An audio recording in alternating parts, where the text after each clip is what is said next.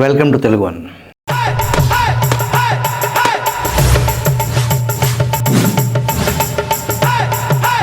గౌతమ్ అదానీ ఆయన శ్రీమతి ప్రీతి అదానీ సకుటుంబ సపరివార సమేతంగా 2 సార్లు జమోరే దంపతులను కలుసుకున్నారు. జమోరే అంటే జగన్మోహన్ రెడ్డికి షార్ట్కట్, వైకాపా లాగా. తాడేపల్లి ప్యాలెస్లో అదానీ దంపతులతో జమోరే దంపతులు విందు భోజనం ఆరగించారు. విందు భోజనాన్ని ఎవరు తప్పుపట్టరు, కానీ రహస్యంగా కలవటం, రహస్యంగా విందు ఖచ్చితంగా తప్పు. ముఖ్యమంత్రి ప్రజలకు జవాబుదారీ. వాళ్ళు నాడు కుదుర్చుకున్న ఒప్పందాలు, నాడు విందులో తిన్న ప్రతి గింజ, ప్రతి కాయ, ప్రతి పండు ఈ రాష్ట్ర ప్రజలు కడుతున్న పన్నుల సొమ్ముతో విందు భోజనాలు ప్రజలకు తెలియాలి, లెక్క చెప్పి తీరాలి.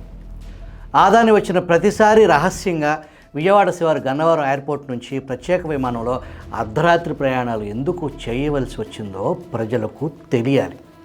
Public right to know. ఆ వివరాలు మొత్తం కూటమి ప్రభుత్వం బయట పెడుతుందా? దీనిపై సమగ్ర విచారణ చేపడుతుందా? లేదా మాకంత ధైర్యం లేదు, మేము కూడా ఆతానులే ముక్కలమే అంటుందా? వేచి చూద్దాం.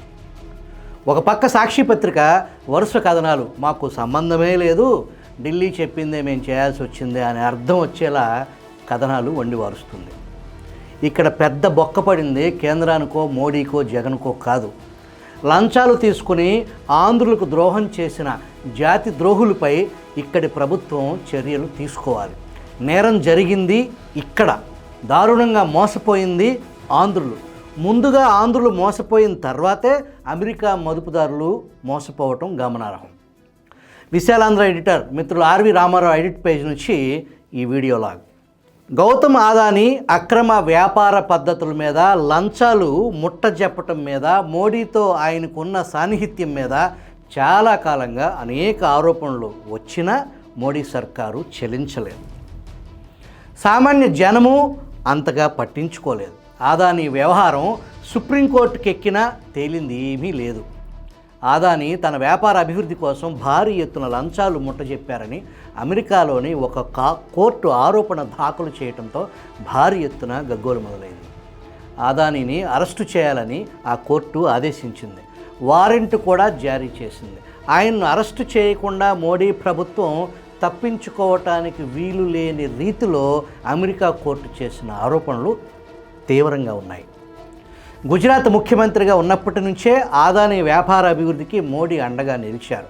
అదానీ మోడీ మధ్య ఉన్న సంబంధం ఏమిటో బయట పెట్టాలని రాహుల్ గాంధీ చాలా కాలంగా ఒత్తిడి చేస్తున్నారు.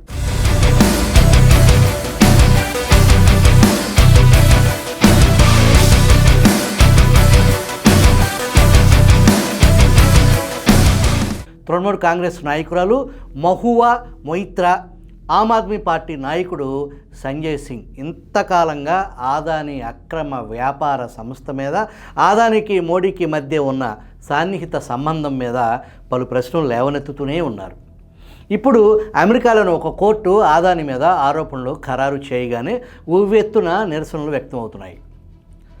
అదానీ వ్యాపార లావాదేవీలు ఎక్కువగా ప్రతిపక్షాలు లేదా బీజేపీయేతర పార్టీల అధికారంలో ఉన్న రాష్ట్రాల్లోనే జరిగాయని బీజేపీ నాయకులు ఈ వ్యవహారాన్ని కప్పిపుచ్చుకునే ప్రయత్నం చేస్తున్నారు. విచిత్రంగా చాలా చతుర రాజకీయ నాయకుడు అనుకునే మోడీ అదానీతో తన సాన్నిహిత్యం ఉందన్న ఆరోపణల నుంచి తప్పించుకోలేకపోయారు. 2014కు ముందే మోడీ గుజరాత్లో సీఎంగా ఉన్నప్పుడు ప్రత్యేక ఆర్థిక మండలి ఏర్పాటు చేయడానికి చదరపు మీటర్కు రూపాయి నుంచి 32 రూపాయల వరకు బోలెడు భూమి కేటాయించారు. 2023 పార్లమెంట్ బడ్జెట్ సమావేశంలోనే మోడీ అదానీ భాయి భాయి దేశ్ బేచ్కే ఖాయే మలై, అదానీ మోడీ బాయి బాయి దేశాన్ని నమ్మేసి మిగడంతా మింగారు అన్న నినాదాలు మారుమోగిన మోదీ నోరు మొదపలేదు. అమెరికాలో అదానీ మీద షార్ట్షీట్లు దాఖలైనవి అన్న వార్త బయటికి పొక్కగానే ఈ మైలారా భటులే అదానీని ప్రధానంగా మోడీని వెనకేసుకురావడానికి నానా తంటాలు పడుతున్నారు. వ్యాపార వర్గాలతో రాజకీయ పార్టీలకు సంబంధం ఉండటం కొత్త ఏమీ కాదు. కానీ దేశ చరిత్రలోనే అదానీ మోడీ మధ్య సాన్నిహిత్యం దేశ పరువు తీసే స్థాయిలో రచ్చకెక్కింది.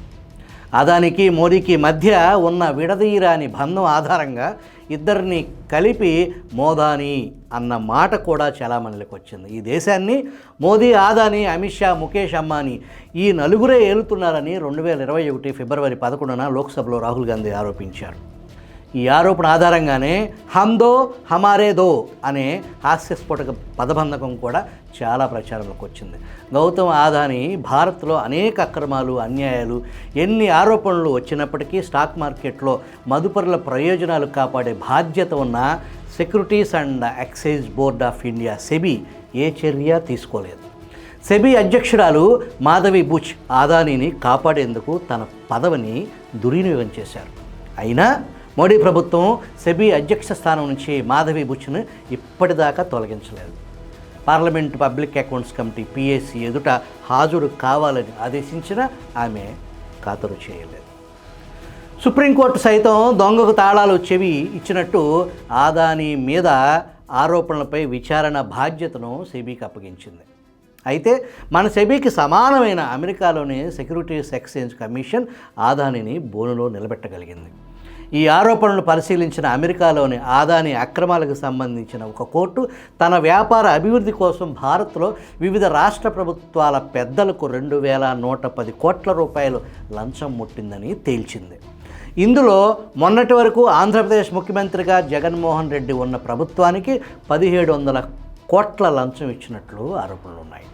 అదానీ కాక మరో 7గురు ఈ అక్రమాలకు పాల్పడ్డారని అమెరికా కోర్టు పరిశీలనలో తేలింది. ఇందులో అదానీ సోదరుడు కుమారుడు కూడా ఉన్నారు. అమెరికాలోని విదేశీ అవినీతి నిరోధక చట్టం ప్రకారం అదానీ తదితరుల మీద ఆరోపణ పత్రం జారీ చేశారు.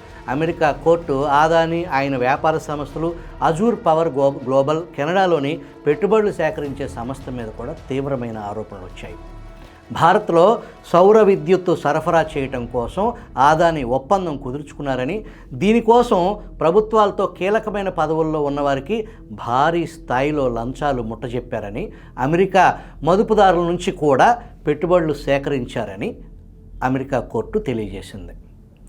అమెరికాలో మన సెబీ లాంటి సంస్థ తమ ప్రజల ప్రయోజనాలను కాపాడటానికి, మదుపరులను కాపాడటానికి ఎంతగా కృషి చేస్తుందో ఈ ఆరోపణలను బట్టి తెలుసుకోవచ్చు. అదానీ, ఆయన స్నేహితులు, అజూర్ పవర్ గ్లోబల్, కెనడాలో పెట్టుబడులు సమీకరించే సంస్థ లంచగొండితనానికి, ఎలక్ట్రానిక్ లావాదేవీల్లో మోసానికి, కుట్రకు పాల్పడిందనేది అమెరికా కోర్టు జారీ చేసిన ఆరోపణలో ప్రధాన అంశం. భారత్లో లంచాలు ఇస్తే అమెరికాకు సంబంధం లేదా నష్టం ఏంటి అని అమాయకంగా ప్రశ్నించేవారు ఉండొచ్చు. అమెరికాలో మదుపుదారుల నుంచి నిధులు సమకూర్చుకోవాలంటే తమకు వచ్చిన కాంట్రాక్టులు అక్రమంగా రాలేదని ప్రమాణపూర్వకంగా తెలియజేయవలసి ఉంటుంది. అదానీ సరిగ్గా ఈ విషయంలోనే మోసం చేసి అమెరికాలోని మదుపుదారుల నుంచి నిధులు సేకరించడానికి ప్రయత్నించారు. అమెరికా మదుపుదారుల ప్రయోజనాలకు ఆ ప్రభుత్వం కట్టుబడి ఉంటుంది కనుక అదానీ బండారం బయట పెట్టవలసి వచ్చింది. వెరసి అదానీ భారత అధికారులకు లంచాలు ముట్టజెప్పి కాంట్రాక్టులు సంపాదించారని అమెరికా సెక్యూరిటీ సంస్థకు అబద్ధం చెప్పారు. మోసపూరితంగా అమెరికా పౌరుల నుంచి పెట్టుబడులు సమకూర్చుకోవటానికి ప్రయత్నించారు. అదానీకి గనులు, రేవు పట్టణాలు, విమానాశ్రయాలు దక్కించుకోవటానికి మోడీ ప్రభుత్వం అవధులు దాటి తోడ్పడింది అన్న ఆరోపణలు చాలా కాలంగా ఉన్నప్పటికీ మోడీ ప్రభుత్వం కిమ్మనకుండా ఉండిపోయింది. ఇప్పటికైనా అదానీ మీద చర్య తీసుకోకపోతే అంతర్జాతీయ స్థాయిలో భారత్ మీద ఉన్న విశ్వాసం కోల్పోక తప్పదు.